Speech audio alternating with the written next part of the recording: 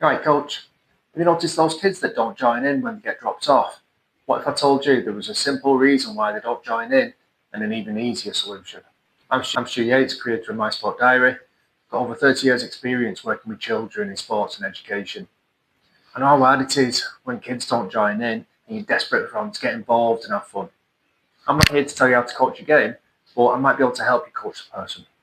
If you're coaching little ones, you might see them coming out of the car, clinging onto the parents' legs, hiding behind them, and having to have their hand hold while they join in and take part. Really easy to spot those because they've got a lot more care. If you're coaching older kids, then it might be a little trickier. You might get out of the car and stand around, not talking to anybody, maybe one or two people or just the adults.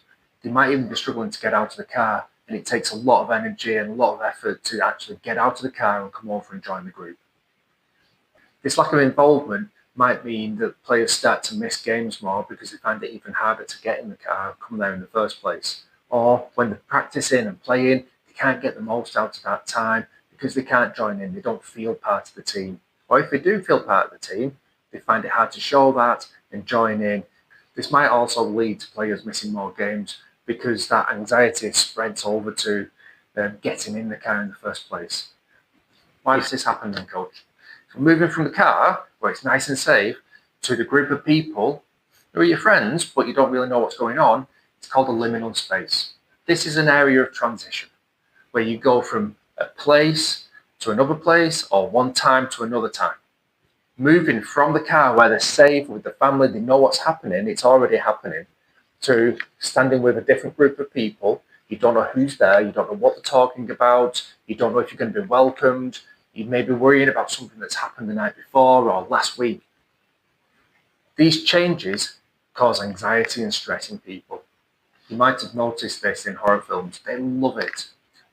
Walking up the stairs, going down into the basement, spooky music on top of it, and you get that sense of dread, the anxiety, the stress that the person in the film's feeling. So we want to take that away from the kids. So what's the solution, coach? Well, there's three things that help with liminal spaces: routines, rituals, and reflection. Routines allow players to know what's going to happen before they even get there. But you need to direct it, you need to guide it, show them how to do this so that you can step away. I'd suggest something really simple like welcoming every single player, giving an adult a job to go along and say hello to every single player by name, get them to come in, giving them a high five. You can then pass this on to other players, or you can even do it as a game of tag, where the first player to turn up gets responsibility to do it for the second player, the second one has to welcome the third, and the fourth, the fifth, exactly, like just going around and around. Kids love routine, and they love to feel secure in that. Next up is a ritual. Slightly different to a routine, where it's something that you put value in, there's something that's important to you. I'd say something like throwing a ball. Throwing a ball to each other, passing it around, and then just having a chat while you're doing it. It might sound really easy to you and simple, but it brings everybody together. It gives somebody something to do. When they're walking over, if you're not having a handshake, you can throw the ball to them, and then they're joining it. Problem with this is that groups get bigger. So what can you do then? Get another ball. You've got two of them being thrown around. You've got smaller groups. And then the other part of this is making sure that it's done right. Some players are worried about coming over to teams, especially when they get older, because of the laughs and the jokes that are going on, and they don't know how to get involved in that. As adults, you can model this behaviour. You can model how to have a laugh with each other and how to have jokes, but make sure it doesn't go too far. You can scaffold how you want this routine and the ritual to go. And then slowly, as players get better at it, and so you've got your leaders in your group that are taking care of those kids, then you can step back and you can get on with the other jobs with everybody involved ready to do the next thing. And finally, we've got reflection. Reflection means looking back at what they've done. This may be helpful for the week after. They come along and they realise that they were nervous about coming over and getting out of the car.